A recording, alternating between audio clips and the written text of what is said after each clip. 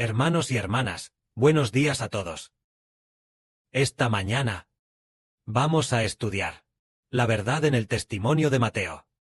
Siempre hemos, a través del testimonio de Mateo, recibido hermosas bendiciones, porque, desde que el hermano Heber, en enero de 2024, comenzó a predicar la verdad, el testimonio de Mateo, hasta ahora, ya lo hemos estudiado más de 10 veces.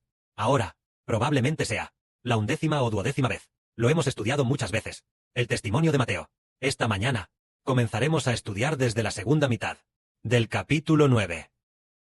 Cuando el Señor Jesucristo llegó a un lugar, había un hombre, poseído por un espíritu maligno. Entonces, la gente trajo a este hombre ante el Señor. Este hombre, después de ser poseído por el espíritu maligno, se quedó mudo. No podía abrir la boca, ni hablar. Entonces, el Señor Jesucristo, después de expulsar al espíritu maligno, este mudo pudo hablar como una persona normal. Entonces, toda la multitud se asombró, y dijo, en Israel, jamás se ha visto algo así. Pero los fariseos decían, él expulsa a los espíritus malignos, solo por el poder de Belcebú, el príncipe de los demonios. Veamos entonces. Aquí hay dos grupos de personas. Un grupo decía, en Israel, jamás se ha visto algo así.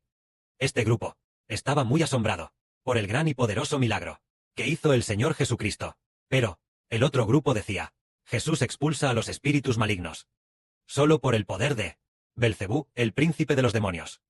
Miren, hermanos y hermanas, ¿cuál de estos dos grupos creen ustedes que agrada a Dios? Hablaban de manera diferente. Un grupo decía, en Israel, jamás se ha visto algo semejante. Aquellos que decían esto, consideraban que Jesús era un gran profeta, un profeta extraordinario. En Israel, desde la antigüedad, nunca se había oído de un profeta tan grande. Eso es lo que querían decir. Pero, los fariseos decían, Jesús expulsa a los espíritus malignos, solo por el poder del príncipe de los demonios, solo por el príncipe de los espíritus malignos, el demonio Belcebú. Así que este grupo decía que Jesús expulsaba demonios, solo por medio del diablo. Y entre estos dos grupos, a uno de ellos, Dios no lo aprobó, que son los fariseos, quienes insultaron a Jesús, insultaron a nuestro Señor, diciendo que expulsaba demonios por el poder del diablo. Pero la gente decía, en Israel, nunca se ha visto algo semejante. Y esta multitud significa alabar, significa maravillarse y alabar. Entonces, estos dos grupos, si al final son elegidos, parece ser que son aquellos que hablan palabras de justicia. ¿Y dónde estamos nosotros? Todos debemos hablar palabras de justicia. El Señor hace lo justo. Entonces, sin embargo, la gente decía, Él es el demonio Belcebú. Eso no agrada a Dios. Entonces, ¿cuál es la razón por la cual el Señor, con solo una palabra, sana las enfermedades de la gente y hace que los mudos hablen? El Señor hace este milagro para que comprendamos que Dios está con el Señor, para que Jehová Dios, esté con el Señor Jesucristo, para que podamos acercarnos al Señor.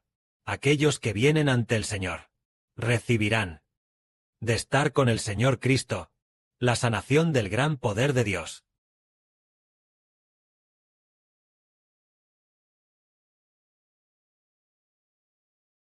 En ese momento, el Señor Jesucristo recorría todas las ciudades y aldeas, enseñando en sus sinagogas a la gente, proclamando el Evangelio del reino de los cielos, y sanando toda enfermedad y toda dolencia. Al ver Jesús a las multitudes, tuvo compasión de ellas, porque estaban explotadas y dispersas, como ovejas que no tienen pastor. Entonces, Jesús dijo a sus discípulos, la cosecha es mucha, pero los obreros son pocos. Por tanto, rogad al Señor de la cosecha que envíe obreros a su cosecha. En este momento, el Señor enseñó así a sus discípulos, diciendo, la cosecha es mucha, los obreros son pocos. Entonces, ¿qué significa esta frase? La cosecha aquí, ¿qué significa? La cosecha son las muchas personas que andan errantes y son explotadas. Ellos son la cosecha. Ellos son como ovejas que no tienen pastor. Y los obreros son los discípulos del Señor Cristo. Ellos son los obreros. Por lo tanto, debes rogar al Señor de la cosecha que envíe obreros a su cosecha. Entonces, el Señor de la cosecha, ¿quién es? Es el Padre Celestial, Jehová. Rogar al Padre Celestial que envíe obreros para recoger la cosecha. Y en el fin de esta era, la cosecha son los hijos de la nueva tierra. Y los obreros son los hermanos y hermanas que escuchan la verdad. Entonces, el Señor de la cosecha es el Padre Celestial y el Señor, y el hermano Geber. Es hora de enviar obreros a recoger la cosecha. Esto significa que a continuación, después de terminar de construir el templo, comenzaremos a prepararnos, haciendo todo lo posible para realizar el ministerio de la cosecha. El Padre ya ha puesto el hermoso plan en los corazones de nuestros hermanos y hermanas, y también los hermosos pensamientos puesto en los corazones de nuestros hermanos y hermanas, hasta que a continuación habrá miles y millones de personas caminando junto a nosotros. En este momento, el Señor Jesucristo, al ver que la cosecha es mucha y los obreros pocos, por lo tanto, envió a sus 12 apóstoles a cada ciudad y aldea para predicar el evangelio del reino de los cielos y sanar las enfermedades y dolencias de la gente. Así que sanar las enfermedades y dolencias, sanar todo tipo de dolores, era para predicar a Jesucristo. El Señor Jesucristo es el evangelio del reino de los cielos. Y bien, estos apóstoles que fueron enviados son los siguientes: Simón, Pedro, Andrés, Jacobo, Juan, Felipe, Natanael, Mateo, Jacobo hijo de Alfeo, y otro, llamado Tadeo, y también uno llamado Simón. Y por último, otro más, llamado Judas Iscariote, a quienes el Señor Cristo envió, dándoles autoridad para sanar las enfermedades de la gente y expulsar espíritus malignos, para que la gente reconociera que este tipo de autoridad proviene del Señor Cristo. Si cuando Pedro y los demás iban a sanar las enfermedades de la gente, y entonces las enfermedades de la gente se curaban, después de ser sanados, ellos decían: este poder para sanar la enfermedad proviene de Cristo, llamado Jesús. Él es el Mesías que había de venir. Él es aquel Mesías que había de venir, es decir, el Redentor, para que creamos en Él. Y al creer en Él, nuestros pecados sean perdonados.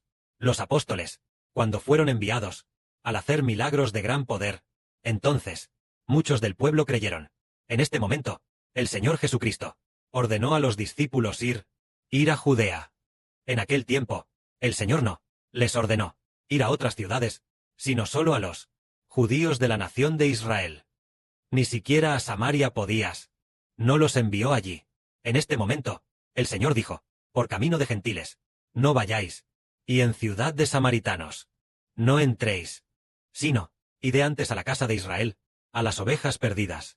Es decir, les dijo a los discípulos que no fueran a las naciones gentiles, ni siquiera a Samaria podían ir. Solo podían ir a los de la casa de Israel, a los judíos.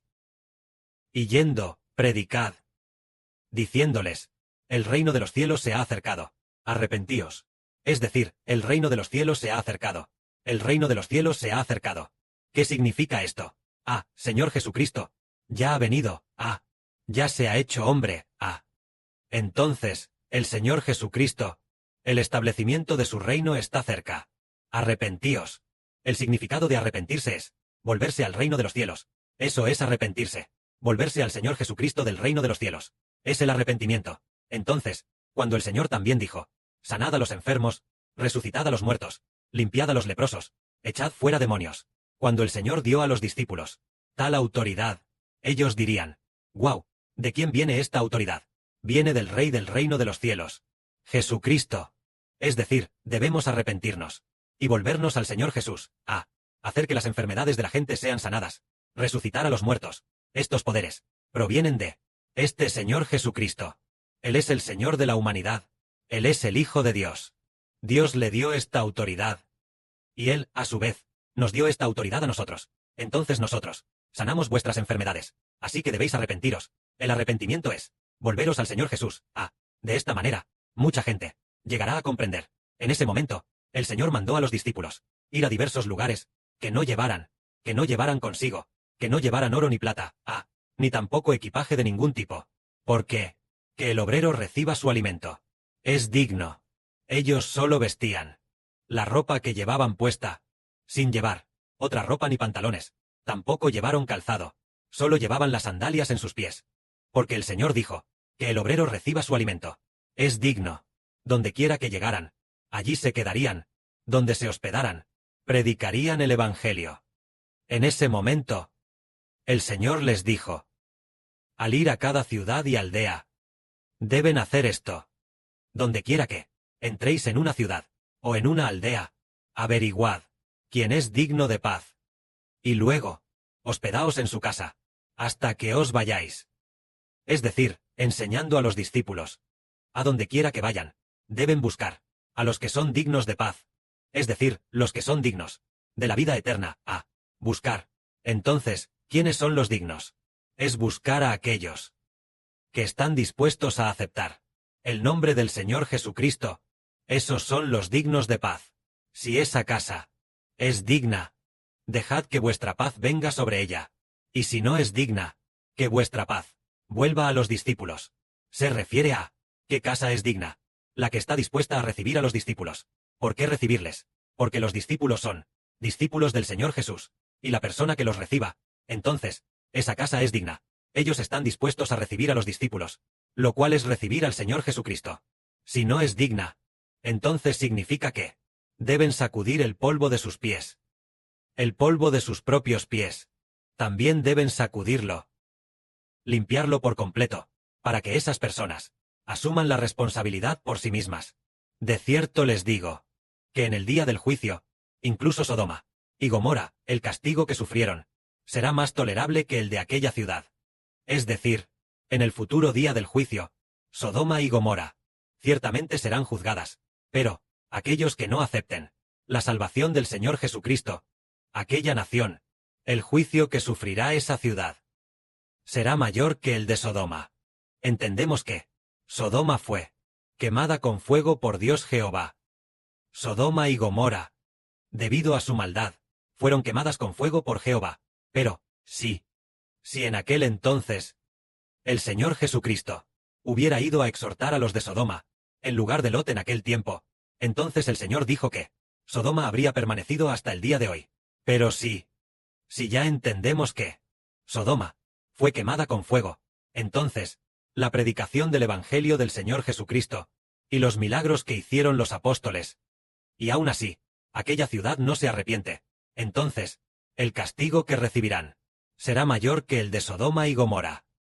Porque el Evangelio del Señor Jesucristo ya ha sido predicado, el Evangelio que perdona los pecados de los hombres, ya ha sido todo predicado, pero los hombres no quieren el perdón de Dios, sino que prefieren la ira de Dios. Entonces, cuando esa ciudad sea juzgada, será mayor que el de Sodoma, porque la predicación del Evangelio de Jesucristo es para decirle al mundo que Dios, por causa de Jesucristo, perdonará los pecados de los hombres. Aquellos que no lo acepten, la nación que no lo acepte, entonces ciertamente será destruida. Que la gloria sea al Padre y al Señor. Amén.